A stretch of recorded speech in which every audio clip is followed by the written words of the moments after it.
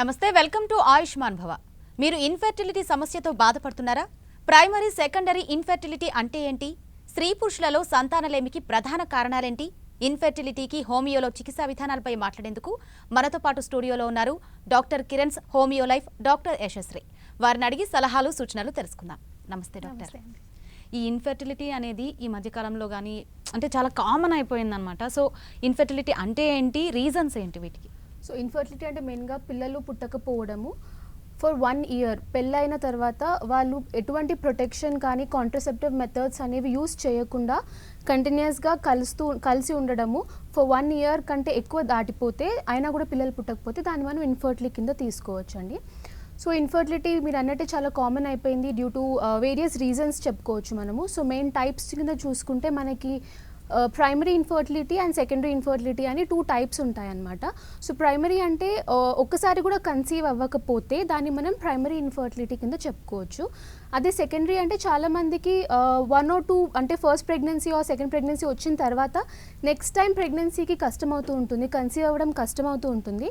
దాన్ని మనము secondary infertility కింద చెప్పుకోవచ్చు. సో ఇవి 2 main టైప్స్ అనేవి మనం చెప్పుకుంటాం అనమాట. ఓకే, ఈ ఇన్ఫెర్టిలిటీ రావడానికి మెయిన్ రీజన్స్ ఏమంటారు? అంటే మేల్లో కానీ ఫిమేల్లో కానీ? సో మెయిన్గా ముందుగా ఫీమేల్ రీజన్స్ చూసుకుంటే మనము రిప్రొడక్టివ్ సిస్టంలో ఫీమేల్ రిప్రొడక్టివ్ సిస్టంలో డిఫరెంట్ చాలా పార్ట్స్ ఉంటాయండి. అది యూటరస్, ఫెలోపియన్ ట్యూబ్స్, ఓవరీస్, ఇలా డిఫరెంట్ పార్ట్స్ ఉంటాయి. సో ప్రాబ్లం ఏ పార్ట్లో ఉన్నా కూడా దానివల్ల ఇన్ఫర్టిలిటీ రావడానికి అవకాశం ఉంటుంది. సో మెయిన్గా మోస్ట్ కామన్ కాజ్ మనం తీసుకోవాలంటే ఇన్ఫర్టిలిటీకి పీసీఓడి ఆర్ పీసీఓఎస్ అని చెప్పుకోవచ్చు. అంటే ఓవరీస్లో సిస్ అనమాట, అంటే నీటి బుడగలు అంటూ ఉంటాము, అవి ఫామ్ అవుతూ ఉంటాయి. దానివల్ల హార్మోనల్ ఇంబ్యాలెన్స్ వల్ల ఇలా అవ్వడానికి అవకాశం ఉంటుంది. సో ఫీమేల్లో నార్మల్గా ఆండ్రోజెన్స్ అంటే టెస్టోస్టిరోన్ అందరిలో ఉంటుంది కామన్గా, కానీ అది యాక్చువల్గా ఉండాల్సిన దానికన్నా ఎక్కువ ఉంటే ఆ ఆండ్రోజెన్స్ అనేవి ఎక్కువ అవుతే దానివల్ల వచ్చే ప్రాబ్లమ్ని మనం పీసీఓడి కింద చెప్పుకోవచ్చు. రీజన్స్ చూసుకుంటే పీసీఓడికి మనము మెయిన్ స్ట్రెస్, ఈ మధ్య లీడ్ చేస్తున్న లైఫ్ స్టైల్, తీసుకునే ఫుడ్ హ్యాబిట్స్, ఇవన్నీ కూడా పీసీఓడిని లీడ్ చేయవచ్చు అనమాట. ఇవి ఎక్కువ మనం యంగ్ 20s ఆర్ బిఫోర్ 20sలోనే స్టార్ట్ అయిపోతూ ఉంటాయి చాలామందికి. సో ఇలాంటి పీసీఓడి వల్ల వచ్చే సిమ్టమ్స్ ఏంటి అంటే ఫిజికల్గా చూసుకుంటే మనకి ఇర్రెగ్యులర్ పీరియడ్స్, డిలేడ్ పీరియడ్స్ ఉంటాయన్నమాట. రెగ్యులర్గా పీరియడ్స్ రావు, 2 monthsకి ఒకసారి అలా పీరియడ్స్ రావడం జరుగుతూ ఉంటుంది. ఎక్స్టర్నల్గా హిర్సుటిజం అంటారండి, అంటే అన్వాంటెడ్ హెయిర్, యాక్నే, ఇట్లాంటివి మనము కొన్ని సిమ్టమ్స్ బట్టి పీసీఓడి అనేది మనం రూల్ అవుట్ చేసుకోవచ్చు. మిగతావి చూసుకుంటే యూటరస్లో చూసుకుంటే ఫైబ్రాయిడ్స్ అనేవి ఇంకొక నెక్స్ట్ కామన్ కాజ్ కింద చూసుకోవచ్చు మనము. సో ఫైబ్రాయిడ్స్ వల్ల ఆబ్స్ట్రక్షన్స్ జరగడము, లేకపోతే యూటరైన్ వాల్స్ యొక్క స్ట్రెంగ్త్ తగ్గిపోవడము, దీనివల్ల కూడా ఇన్ఫర్టిలిటీ రావడానికి అవకాశం ఉంటుంది. ఫెలోపియన్ ట్యూబ్స్లో అడ్హెషన్స్ ఆర్ ఫెలోపియన్ ట్యూబ్లో అబ్స్ట్రక్షన్స్ లాంటివి జరుగుతాయి. దానివల్ల కూడా రిలీజ్ అయిన ఓవమ్ అనేది అక్కడ అబ్స్ట్రక్ట్ అయిపోతుంది, ఫెలోపియన్ ట్యూబ్స్లోకి రాకుండా, యూటరస్లోకి రాకుండా. సో దానివల్ల స్పర్మ్స్ అనేవి లోపలికి వెళ్ళడానికి కూడా అబ్స్ట్రక్షన్ లాగా ఏర్పడుతుంది. దానివల్ల కూడా ఇన్ఫర్టిలిటీ అనేవి రావడానికి అవకాశం ఉంటుంది. ఇవి బ్రాడ్గా ఫీమేల్లో మనం చెప్పుకోవచ్చు. ఇది కాకుండా ఇంకా హార్మోనల్ ఇంబ్యాలెన్సెస్, థైరాయిడ్ ఉన్న వాళ్ళకి, లేకపోతే ప్రొజెస్ట్రాన్, ఈస్ట్రోజన్ లెవెల్స్ తగ్గిపోవడము, ఇవన్నీ కూడా రీజన్స్ లా చూసుకోవచ్చు. ఓకే డాక్టర్, మొదటగా కాలర్ ఉన్నారు రాజేష్ గారు విజయనగరం నుంచి. నమస్తే అండి. నమస్తే అండి. మీ సమస్య ఏంటో డాక్టర్ గారిని అడగండి. చెప్పండి. నమస్కారం అండి, చెప్పండి. నేను రాజేష్ విజయనగరం నుంచి. ఓకే అండి. సార్, మా మిస్సెస్ మంత్లీ పీరియడ్స్ అవ్వట్లేదండి, 6 months అయ్యింది. Okay sir. చాలా మందులు వాడింది, అవ్వట్లేదండి. ఓకే అండి. మొన్న స్కానింగ్ చేయించాం. ఓకే. యూటరస్ చిన్నదిగా ఉందని చెప్పారు. Okay sir. తర్వాత ఏంటి అదే యూటరస్ చిన్నదిగా ఉందని చెప్పారండి. ఓకే అండి. మీ వైఫ్ వయసు ఎంత ఉంటుంది సార్? 35 ఉంటుంది. పిల్లలు ఉన్నారా అండి మీకు? పిల్లలు ఉన్నారా మీకు? ఒక పాప ఉందండి. ఓకే. సో ఇప్పుడు మీరు ప్రాబ్లం దేనికోసం చూస్తున్నారండి? పీరియడ్స్ రెగ్యులర్గా రావట్లేదు అనా? అదే సెకండ్ చైల్డ్ కోసం. Okay okay sir. Okay sir. So మెయిన్గా మనం చూసుకుంటే కనుక it is a case of secondary infertility కిందకి చెప్పుకోవచ్చు. అంటే వాళ్ళకి ఆల్రెడీ ఒక పాప ఉంది అని చెప్పారు, సెకండ్ ప్రెగ్నెన్సీ రావడానికి ప్రాబ్లం అవుతుంది. సో దాన్ని సెకండరీ ఇన్ఫర్టిలిటీ కింద తీసుకుంటాము. సో మెయిన్గా ఉమెన్లో చూసుకుంటే మనం రిప్రొడక్టివ్ లైఫ్ 15 years నుంచి 45 years దాకా ఉన్నా కూడా ఒక 32+ దాటాక లోపల యూటరస్ ఒక ఐ మీన్ దాని యాక్చువల్ ఫిజియోలాజికల్ ఎలా పనిచేస్తుందో అది ఒకటి, ప్లస్ ఓవమ్ అనే క్వాలిటీ, ఎగ్ క్వాలిటీ ఎలా ఉంటుంది అది కొద్దిగా 32+ అయ్యాక కొద్దిగా తగ్గిపోతూ వస్తుంది అన్నమాట క్వాలిటీ. దానివల్ల కూడా మనకి ప్రాబ్లమ్, ఇన్ఫర్టిలిటీ లాంటి ప్రాబ్లం రావచ్చు. సార్ అన్నాము యూట్రస్ సైజ్ కూడా కొద్దిగా చిన్నదిగా ఉంది అంటున్నారు. సో ఒకసారి క్లియర్ ఐడియా రావాలి అంటే మీరు మీ చేయించుకున్న రిపోర్ట్స్ అన్ని, స్కానింగ్ కానివ్వండి, బ్లడ్ టెస్ట్ కానివ్వండి, ఇవన్నీ రిపోర్ట్స్ తీసుకుని మీకు దగ్గర ఉన్న డాక్టర్ కిరణ్స్ హోమియో లైఫ్కి వెళ్ళండి సార్. అక్కడ మీ రిపోర్ట్స్ అన్ని చూసి కేసు తీసుకుని ట్రీట్మెంట్ ఇవ్వడం జరుగుతుంది. ఓకే డాక్టర్, మనం ఇంతకుముందు డిస్కస్ చేసుకుంటున్నాం ఫిమేల్ అండ్ మేల్లో రీజన్స్ ఏంటి అనేది.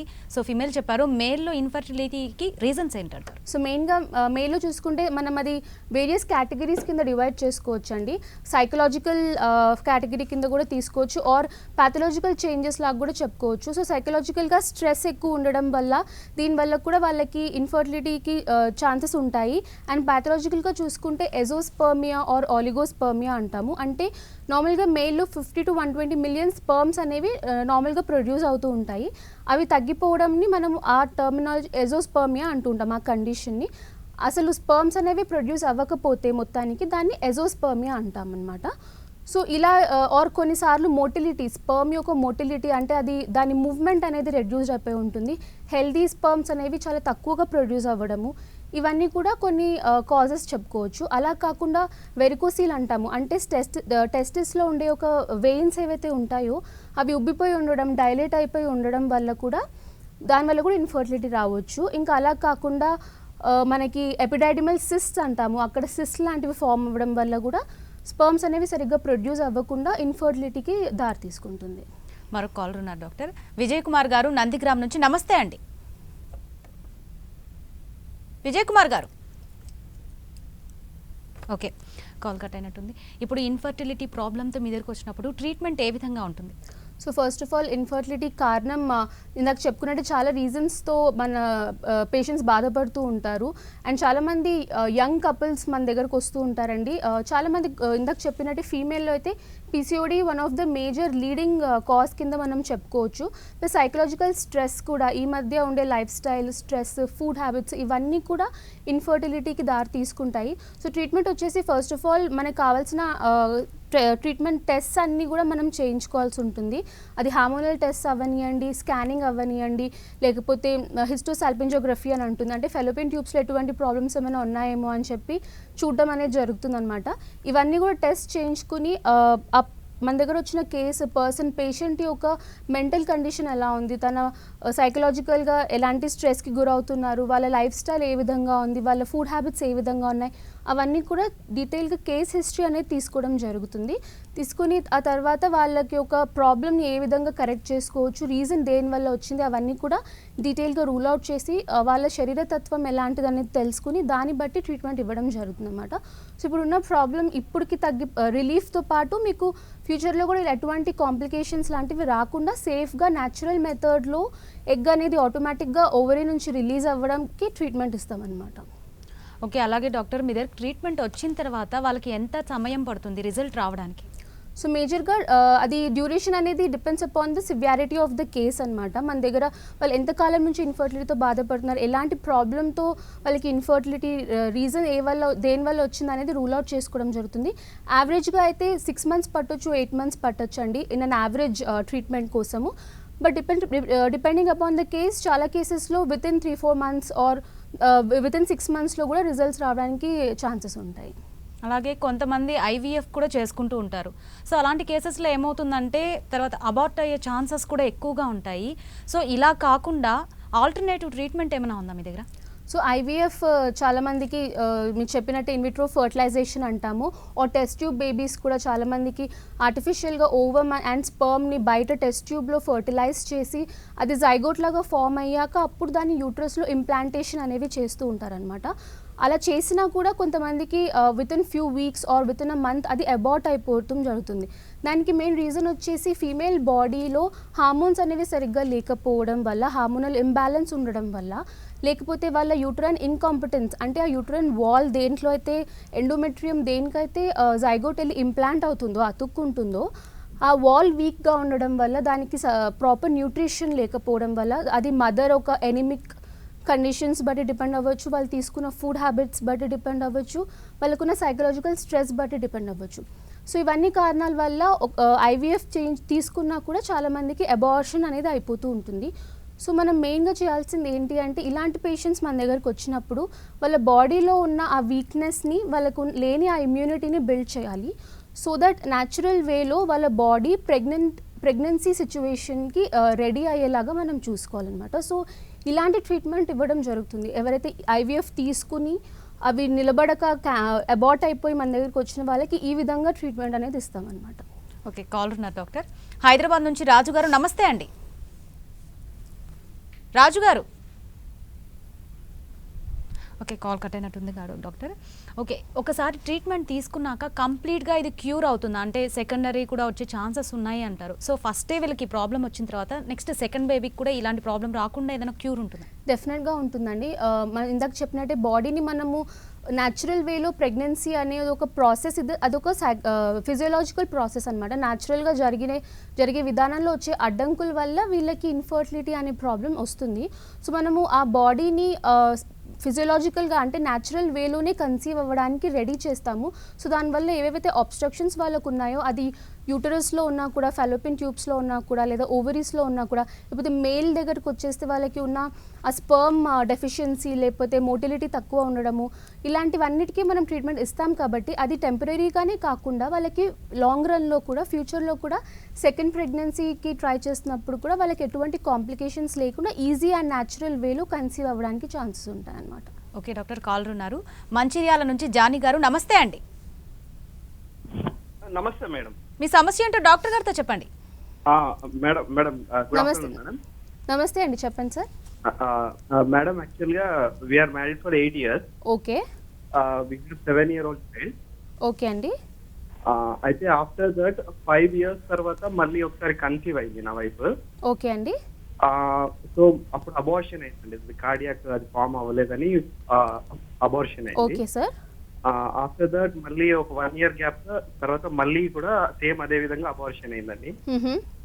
సో అంటే వీఆర్ అంటే లాస్ట్ ఇయర్ 2020 జనవరిలో అబార్షన్ అయింది. ఓకే.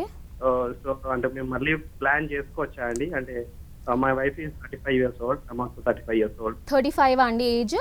అవునండి, అవును. ఓకే సార్, సరే సార్. అయితే ఇప్పుడు ఇందాక కాలర్తో మాట్లాడినట్టు ఈ కాల్ మీ కేసు కూడా ఇదొక సెకండరీ ఇన్ఫర్టిలిటీ కేస్ అనమాట. సో ఫస్ట్ టైం మీకు కన్సీవ్ అవ్వడంలో ఎటువంటి ప్రాబ్లం అవ్వలేదు, పెళ్ళైన 1 yearకే కన్సీవ్ అయిపోయారు. బట్ సెకండ్ ప్రెగ్నెన్సీలో ప్రాబ్లం వచ్చింది. కారణాలు అనేవి వేరియస్గా చెప్పుకోవచ్చు. ఇందాక మీరు చెప్పినట్టే ఆల్రెడీ 2 times కన్సీవ్ అయ్యి మళ్ళీ అబార్ట్ అయిపోయింది అని చెప్పారు. సో దానికి రీజన్ వచ్చేసి మేబీ మేడం మీ వైఫ్ది ఒక హార్మోనల్ వాల్యూ ఎలా ఉంది, హార్మోనల్ ఇంబ్యాలెన్స్ ఏమైనా ఉందా అనేది మనం ఫస్ట్ చెక్ చేసుకోవాలి. ప్లస్ యూటరస్ యొక్క కండిషన్ ఏ విధంగా ఉంది, యూట్రైన్ ఇన్కాంపిటెన్స్ అంటాము. అంటే అది మనం ఇంప్లాంటేషన్ జైగోట్ ఇంప్లాంట్ అయ్యాక కూడా దానికి ప్రాపర్ న్యూట్రిషన్ అందకపోవడం వల్ల, లేకపోతే మదర్ హెల్త్లో అంటే any kind of weakness, anaemia తీసుకోవచ్చు, న్యూట్రిషనల్ డెఫిషియన్సీస్ తీసుకోవచ్చు, ఆర్ సైకలాజికల్ స్ట్రెస్ తీసుకోవచ్చు. ఇవన్నీ కారణాల వల్ల ఆ జైగోట్ అనేది, ఇంప్లాంటేషన్ అనేది అది అబార్ట్ అయిపోవడానికి అవకాశం ఉంటుందన్నమాట. సో మేడం యొక్క యూట్రైన్ కండిషన్ యొక్క స్ట్రెంగ్త్ మనం పెంచడానికి తనకున్న ఎటువంటి డెఫిషియన్సీస్ ఉన్నా కూడా, లేదా హార్మోనల్ ఇంబ్యాలెన్సెస్ ఏవైనా ఉంటే వాటికి అన్నిటికీ ట్రీట్మెంట్ ఇవ్వడం జరుగుతుంది. సో ఖచ్చితంగా మీకు సెకండ్ టైం కన్సీవ్ అవ్వడానికి ఛాన్సెస్ ఉంటాయి సార్. మీరు చేయించుకున్న రిపోర్ట్స్ అన్నీ తీసుకుని డాక్టర్ కిరణ్స్ హోమియో లైఫ్కి మీకు దగ్గరలో ఉన్న బ్రాంచ్కి వెళ్ళండి. వారు మీ డీటెయిల్ కేస్ హిస్టరీ తీసుకుని మీకు ట్రీట్మెంట్ ఇవ్వడం జరుగుతుంది. మరొక కాల్ ఉన్నారు డాక్టర్. నిడదవోలు నుంచి చాందిని గారు, నమస్తే అండి. నమస్తే మేడం. మీ సమస్య ఏంటో డాక్టర్ గారితో చెప్పండి. డాక్టర్ నమస్తే డాక్టర్. చెప్పండి అమ్మా. నాకు 3 years అయింది మేడం. ఓకే. మ్యారేజ్ అయిన 2 years కి ప్రెగ్నెంట్ కన్ఫర్మ్ అయింది మేడం. ఓకే అండి. 3 months కి హార్ట్ బీట్ రాలేదని అబార్షన్ చేస్తారు మేడం. ఓకే అండి. అప్పటి నుంచి మళ్ళీ 6 months ఆపేసి తర్వాత కంటిన్యూ చేస్తాం మేడం. ఓకే. కానీ ప్రెగ్నెన్సీ నిలబడట్లేదు మేడం. ఓకే అమ్మా. సో మీరు చెప్పినట్టే హార్ట్ బీట్ అనేది, ఫీటల్ హార్ట్ అనేది వినిపించకపోవడం, అది one of the major cause అనమాట అబార్షన్కి. అది one of the major reason లాగా తీసుకోవచ్చు మనము. సో తనకు చెప్పినట్టు తనకి అబార్షన్స్ ఫ్రీక్వెంట్గా అవ్వడము, ప్రెగ్నెన్సీ అనేది నిలబడట్లేదు, అది మేజర్ కన్సర్న్ లాగా చెప్తున్నారు.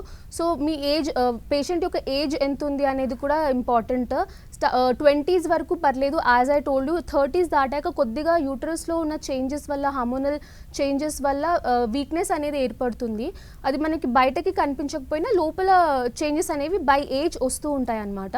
సో మెయిన్గా మనం చేయాల్సింది తన యొక్క స్ట్రెంగ్త్ని పెంచి, అండ్ కొన్నిసార్లు రిలీజ్ అయ్యే ఓవం కూడా అది కొద్దిగా క్వాలిటీ అనేది రెడ్యూస్డ్ అయిపోయి ఉంటుంది, క్వాలిటీ తగ్గిపోయి ఉంటుంది. సో మనం ఇచ్చిన ట్రీట్మెంట్ వల్ల న్యాచురల్ ప్రాసెస్లోనే హోమియోపతిక్ మెడిసిన్స్ తీసుకోవడం వల్ల ఎగ్ అనేది రెగ్యులర్గా ప్రొడ్యూస్ అవ్వడము, ప్లస్ ఆ యూటరైన్ వాల్స్ యొక్క స్ట్రెంగ్త్ పెంచి ఇంప్లాంటేషన్ సక్సెస్ఫుల్గా అయ్యి అండ్ ప్రెగ్నెన్సీ 9 months వరకు కూడా ఎటువంటి ప్రాబ్లమ్స్ అండ్ కాంప్లికేషన్స్ రాకుండా ఉండడానికి ట్రీట్మెంట్ ఉంటుందండి.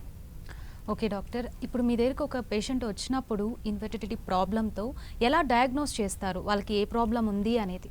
సో మెయిన్గా ఫస్ట్ ఆఫ్ ఆల్ ఇన్ఫర్టిలిటీ అనేది బోత్ మేల్ అండ్ ఫీమేల్ ఇద్దరు ఈక్వల్గా రెస్పాన్సిబుల్ ఉంటారండి. ఓన్లీ మేల్ వల్లనే వస్తుంది ఆర్ ఓన్లీ ఫీమేల్ వల్లనే వస్తుందని చెప్పుకోవడానికి లేదు. సో ఇన్వెస్టిగేషన్స్ కంప్లీట్గా 100% ఇన్వెస్టిగేషన్స్ అనేవి మ్యాండేటరీ అనమాట. ఎటువంటి ఇన్ఫర్టిలిటీ కేసు వచ్చినా కూడా వాళ్ళకు ఆడవాళ్ళల్లో వాళ్ళ డీటెయిల్ కేస్ హిస్టరీ తీసుకోవడం జరుగుతుంది. అంటే వాళ్ళ పీరియడ్స్ ఏ విధంగా ఉన్నాయి, వాళ్ళ సైకలాజికల్ కండిషన్స్ ఏ విధంగా ఉన్నాయి, అలాగనే మేల్వి కూడా అన్ని డీటెయిల్స్ తీసుకోవడం జరుగుతుంది. కావాల్సిన ఇన్వెస్టిగేషన్స్ ఏవైతే ఉన్నాయో అవన్నీ చేయించాలి. చాలామంది విత్ ఇన్వెస్టిగేషన్స్ రిపోర్ట్స్ తీసుకుని వస్తారండి. సో ఆ రిపోర్ట్స్లో ఉన్న ఎక్కడెక్కడ ఏమేమి ప్రాబ్లమ్స్ ఉన్నాయి అనేది మనం రూల్ అవుట్ చేసుకుంటే ఆ విధంగా ట్రీట్మెంట్ అనేది మనం ప్రొసీడ్ చేయొచ్చు. సో మెయిన్గా ఫీమేల్లో అయితే అల్ట్రాసోనోగ్రఫీ స్కానింగ్ ఒకటి ఇంపార్టెంట్. ఆ తర్వాత హార్మోనల్ టెస్ట్ అనేవి జరుగుతూ ఉంటాయి. అండ్ కొంతమంది పీసీఓడీతో ప్రాబ్లంతో సఫర్ అవుతున్న వాళ్ళకి ఫాలిక్యులర్ టెస్ట్ అనేది కూడా చేస్తూ ఉంటాం అనమాట. అంటే వాళ్ళకి ఓవం నుంచి ఓవరీస్ నుంచి రిలీజ్ అయ్యే ఓవం అది అనోవ్యులేటరీ సైకిలా లేకపోతే ఓవ్యులేషన్ జరుగుతుందా లేదా అనేది తెలుసుకోవడానికి ఫాలిక్యులర్ టెస్ట్ అనేవి చేయిస్తామన్నమాట. సో ఇవన్నీ కామన్. మెయిల్లో వచ్చేస్తే సిమెన్ అనాలైసిస్ అనేది ఇంపార్టెంట్. సో ఇవన్నీ కూడా ఇన్వెస్టిగేషన్స్ చేయించి ఆ తర్వాత వాళ్ళకున్న ప్రాబ్లం ఏంటి అనేది రూల్ అవుట్ చేసుకుంటే దాన్ని బట్టి ట్రీట్మెంట్ ప్రొసీజర్ అనేది ఫర్దర్గా మూవ్ అవుతుంది. ఓకే, ఒకసారి ట్రీట్మెంట్ తీసుకున్నాక మళ్ళీ వాళ్ళకి అలాంటి ప్రాబ్లం రాకుండా ఉండాలన్నా వాళ్ళు ఎలాంటి, అంటే వాళ్ళ లైఫ్ స్టైల్ ఎలా ఉండాలి, ఎలా మేనేజ్ చేసుకోవాలి అసలు? సో లైఫ్ స్టైల్ చేంజెస్ చాలా ఇంపార్టెంట్ అండి. చాలామంది ఫీమేల్ ఎస్పెషలీ ఓవర్వెయిట్ ఉన్న వాళ్ళు, ఒబేస్ ఉన్న వాళ్ళకి ఇన్ఫర్టిలిటీ ప్రాబ్లమ్స్ ఎక్కువగా వస్తుంటాయి కంపేర్డ్ టు నార్మల్ వెయిట్ ఉన్న వాళ్ళతో కంపేర్ చేస్తే. సో రెగ్యులర్ ఫిజికల్ యాక్టివిటీ అనేది చాలా ఇంపార్టెంట్. అండ్ ఇందాక చెప్పినట్టే హార్మోనల్ ఇంబ్యాలెన్స్ అంటే ఈస్ట్రోజన్, ప్రొజెస్టరాన్ తక్కువ ఉండడమే కాకుండా థైరాయిడ్ లెవెల్స్ ఎక్కువ ఉన్న వాళ్ళకి కూడా కామన్గా ఇన్ఫర్టిలిటీ ప్రాబ్లమ్స్ చూస్తూ ఉంటాము. సో ఇవన్నీ కూడా డైరెక్ట్లీ ఆర్ ఇండైరెక్ట్లీ మన లైఫ్ స్టైల్ ఎలా లీడ్ చేస్తున్నాం అనేది దాన్ని బట్టి ఇది డిపెండ్ అయి ఉంటుంది. సో ఫుడ్ కూడా తీసుకుంటే మనం న్యూట్రిషియస్ ఫుడ్ అనేది చాలా ఇంపార్టెంట్. డీప్ ఫ్రైడ్ ఫుడ్స్ కానివ్వండి, ఫాస్ట్ ఫుడ్, జంక్ ఫుడ్ ఇలాంటివన్నీ మనం ఎంతవరకు అవాయిడ్ చేసుకోగలిగితే అంత మంచిది. And nutritious food, dry fruits ఇలాంటివి ఎక్కువగా తీసుకుంటూ రెగ్యులర్గా ఎక్సర్సైజ్ లాంటివి చేసుకోవాలి. అట్లీస్ట్ ఒక 30 to 40 minutes ఫిజికల్ యాక్టివిటీ ఒకటి ఇంపార్టెంట్. అండ్ స్ట్రెస్ లెవెల్స్ని మెయింటైన్ చేయడానికి అండ్ ప్రాపర్ స్లీప్ రావడానికి మెడిటేషన్, యోగా ఇట్లాంటివి కొన్ని ప్రాక్టీసెస్ చేసుకుంటే దానివల్ల కూడా ఈ లైఫ్ స్టైల్ చేంజెస్ వల్ల కూడా ఇన్ఫర్టిలిటీ ప్రాబ్లమ్ని మనం చాలా మటుకు ఎదుర్కోవచ్చు అండి. ఓకే, మనం ఫర్దర్గా డిస్కస్ చేద్దాం డాక్టర్. మరొక కాలర్ ఉన్నారు ఆదిలాబాద్ నుంచి, హరికృష్ణ గారు. నమస్తే అండి హరికృష్ణ గారు. ఓకే, కాల్ కట్ అయింది డాక్టర్.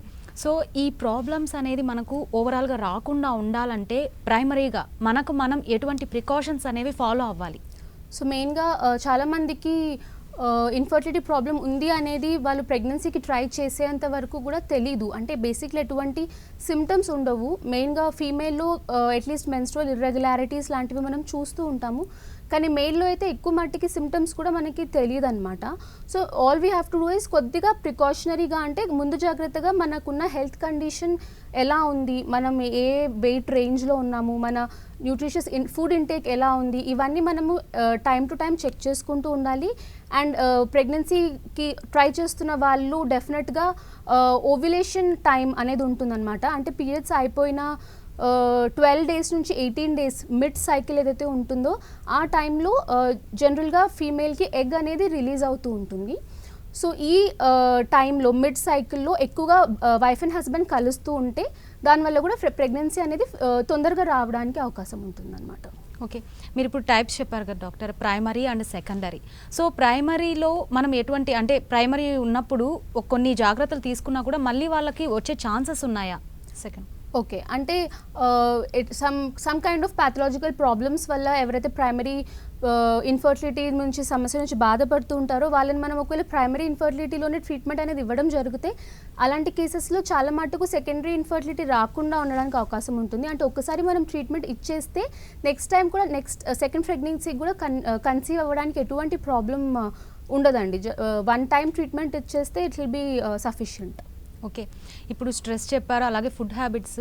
కొంతమంది ఏమనుకుంటూ ఉంటారంటే ఏజ్ వల్ల కూడా, అంటే ఏజ్ పెరిగే కొద్దీ కూడా ఈ ప్రాబ్లం ఎక్కువ అవుతుంది, తర్వాత పిల్లలు కలగరేమో అన్న ఒక ఫీలింగ్ అనేది ఉంటుంది. సో అది ఎంతవరకు నిజమంటారు? సో నార్మల్గా కొంతవరకు ఫిజియలాజికల్గా జరగాల్సిన ఏవైతే ఫంక్షన్స్ ఉంటాయో నార్మల్గా ఫీమేల్లో కొద్దిగా 32 or 35 ఏజ్ ప్లస్ అయ్యాక అవి కొద్దిగా మార్పులు రావడం అనేది మనం చూస్తూ ఉంటాము, అది కామనే. కానీ అలా అని చెప్పి అలాంటి వాళ్ళకి మొత్తానికే ఇన్ఫర్టిలిటీ ప్రాబ్లం అంటే పిల్లలు కలగడానికి అసలు ఛాన్సే లేదు అని కూడా చెప్పడానికి లేదండి. సో నార్మల్ రిప్రొడక్టివ్ ఏజ్లో మెనోపాజ్కి ముందు అంటే యూజువల్గా 40 to 50 వరకు మెనోపాజ్ ఎనీ టైం రావచ్చు. సో మెనోపాజ్కి ముందు వరకు కూడా డెఫినెట్గా కన్సీవ్ అవ్వడానికి ఛాన్సెస్ ఉంటాయి. ఇఫ్ ఇన్ఫ్యాక్ట్ వాళ్ళకి అన్ని ఫిజియలాజికల్గా అంత బాగానే ఉంది, హెల్త్ కండిషన్ బాగానే ఉంది, లోపల రిప్రొడక్టివ్ సిస్టమ్ అంతా హెల్తీగానే ఉంది అంటే అప్ టు 40-45 వరకు కూడా కన్సీవ్ అవ్వడానికి మంచి ఛాన్సెసే ఉంటాయి అన్నమాట. కాల్ ఉన్నారు డాక్టర్. విజయనగరం నుంచి పద్మ గారు, నమస్తే అండి. నమస్తే మేడం. మీ సమస్య ఏంటో డాక్టర్ గారితో చెప్పండి. Okay okay madam. డాక్టర్ గారు నమస్తే అండి. నమస్తే అమ్మా, చెప్పండి. అదే మేడం, నాకు మెంటల్స్ సరిగ్గా రావటం లేదండి. ఓకే అమ్మా. అది 6 months నుంచి రావటం లేదండి నాకు. ఓకే అమ్మా, మీ వయసు? పాప ఉందండి. వయసు ఎంత ఉంటారమ్మా? 37 మేడం. 32 ఉన్నారు. ఒక పాప ఉందంటున్నారా? ఓకే అమ్మా, ఏమైనా స్కానింగ్ లాంటివి చేయించుకున్నారా మీరు? టెస్ట్లు చేయించుకున్నారా? చేయించుకున్నామండి. చేయించుకున్నాం. యూటరస్ చిన్నదిగా ఉందండి. ఏదండి? యూటరస్ చిన్నదిగా ఓకే ఉంది. ఓకే అమ్మా. సో మీరు ఇప్పుడు స్మాల్ గా ఉంది. Okay okay. సో కొంతమందిలో లేడీస్లో ఈస్ట్రోజన్ ప్రొజెస్ట్రాన్ హార్మోన్స్ అనేవి డెఫిషియెంట్గా ఉండడం, అంటే తక్కువగా ఉండాల్సిన దానికంటే తక్కువగా ఉండడం వల్ల కూడా వాళ్ళకి యూటరస్ సైజ్ అనేది తగ్గిపోవడం లేకపోతే ఓవరీస్ ష్రింక్ అవ్వడం అనేది మనం చూస్తూ ఉంటాము. సో ఓవరీస్ ష్రింక్ అవ్వడం అంటే అది ఇండైరెక్ట్గా చెప్పుకోవాలి అంటే ఓవం అనేది సరిగ్గా రిలీజ్ అవ్వకపోవడం ఉంటుంది. దానివల్ల తనకి 6 months నుంచి పీరియడ్స్ అనేవి రాలేదు అని చెప్పారు. సో 6 months ఆఫ్ ఎమెనోరియా ఉంది కాబట్టి వాటిలో ఓవరీస్ ష్రింక్ అవ్వడం లాంటిది తను చెప్తున్నారు కాబట్టి దీనికి మనం ట్రీట్మెంట్ అనేది ఇవ్వడం ఇంపార్టెంట్. తన యొక్క లోపల రిప్రొడక్టివ్ చేంజెస్ ఏవైతే ఉన్నాయో యూటరస్లో కానివ్వండి లేదంటే ఓవరీస్లో కానివ్వండి అవన్నీ కూడా న్యాచురల్ మెథడ్లో ఓవం అనేది రిలీజ్ అవ్వాలి, అది ఎండోమెట్రియం షెడ్ అవ్వాలి, అప్పుడు దానికి పీరియడ్స్ అనేవి వస్తాయి. ఇవి ఫిజియోలాజికల్ ప్రాసెస్. దీన్ని బ్లాక్ చేయడానికి ఏవేవైతే ఫ్యాక్టర్స్ ఉన్నాయో అవన్నీ ఫ్యాక్టర్స్ని మనం రూల్ అవుట్ చేసుకుని 1 by 1 అన్నిటికీ ట్రీట్మెంట్ అనేది ఇవ్వడం జరగాలి. అండ్ తనకున్న హార్మోనల్ ఇంబ్యాలెన్సెస్ని కూడా మనం కరెక్ట్ చేసుకుంటే దానివల్ల న్యాచురల్గా తనకి పీరియడ్స్ అనేవి స్టార్ట్ అవుతాయి అన్నమాట. సో మేడం, మీరు మీ రిపోర్ట్స్ తీసుకుని దగ్గరలో ఉన్న డాక్టర్ కిరణ్స్కి వెళ్ళండి, వారు మీ డీటెయిల్ కేస్ హిస్టరీ తీసుకుని మీకు ట్రీట్మెంట్ అనేది ఇస్తారండి. మరొక కాల్ ఉన్నారు డాక్టర్. ఆదూరు నుంచి గౌసియా గారు, నమస్తే అండి. నమస్తే మేడం. మీ సమస్య ఏంటో డాక్టర్ గారితో చెప్పండి. హలో హలో హలో నమస్తే మేడం. నమస్తే అమ్మ, చెప్పండి. మేడం, నాకు 8 years అయింది మ్యారేజ్ అయ్యి. ఓకే అమ్మా. 7 years బాబున్నాడు. ఓకే. తర్వాత 1 year తర్వాత మరి ప్రెగ్నెంట్ వచ్చింది మేడం. ఓకే. 3 months తర్వాత స్పాటింగ్ అయింది. ఓకే అమ్మా.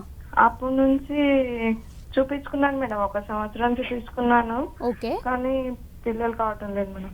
మీరు కావాల్సిన టెస్ట్ అన్ని చేయించుకున్నారా అమ్మా? అన్ని చేయించుకున్నాను. ఓకే అమ్మా.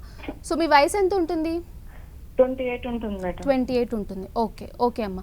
సో మీకున్న ప్రాబ్లం సెకండరీ ఇన్ఫర్టిలిటీ అంటాము. అంటే ఫస్ట్ బేబీ కలగడానికి మీకు ఎటువంటి ప్రాబ్లం అవ్వలేదు, పెళ్ళైన 1 yearలోనే కన్సీవ్ అయిపోయారు. కానీ సెకండ్ టైం ప్రెగ్నెన్సీకి ట్రై చేస్తున్నప్పుడు మీకు ప్రాబ్లం అవుతుంది.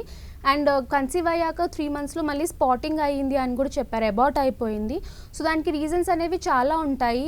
ఒకటి మెయిన్, చాలామందికి ఫస్ట్ బేబీ బార్న్ అయ్యాక వెంటనే అంటే వితిన్ ఫ్యూ మంత్స్ మళ్ళీ సెకండ్ ప్రెగ్నెన్సీ వస్తే దానివల్ల ఆ ప్రెగ్నెన్సీ అనేది ఎక్కువ కాలం నిలబడదు, అది అబార్ట్ అయిపోవడానికి ఛాన్సెస్ ఎక్కువగా ఉంటాయన్నమాట.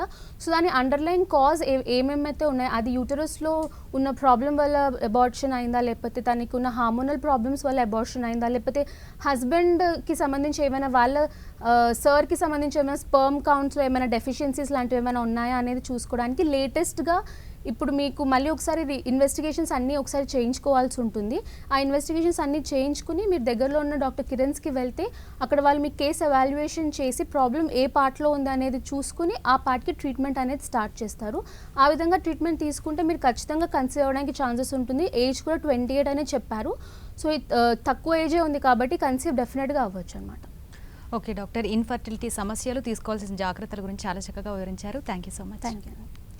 చూశారు కదా, ఇది ఇవాల్టి ఆయుష్మాన్ భవ. చూస్తూనే ఉండండి 10 TV.